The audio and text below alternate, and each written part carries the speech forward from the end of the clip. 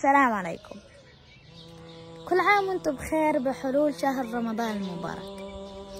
أطفال العالم بيستقبلوا شهر رمضان استقبال جميل، بيستقبلوه بالزينة وبالأضواء الجميلة، بس إحنا في غزة بنستقبل شهر رمضان على أضواء وأصوات القصف.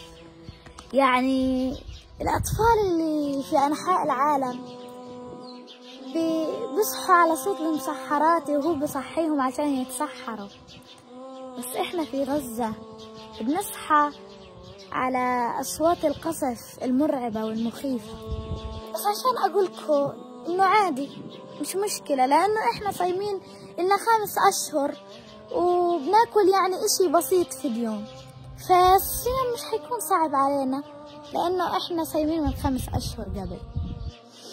الناس اللي برا في أنحاء العالم بيقدروا يروحوا يتجولوا، يروحوا على المساجد يصلوا صلاة التراويح وقيام الليل في شهر رمضان وفي العشر الأواخر من شهر رمضان. بس إحنا في غزة معظم المساجد انقصفت، الوضع مش آمن إنك تضلك تروح على الصلاة وترجع. حسبنا الله ونعم الوكيل على كل واحد منعنا إن نفرح في شهر رمضان.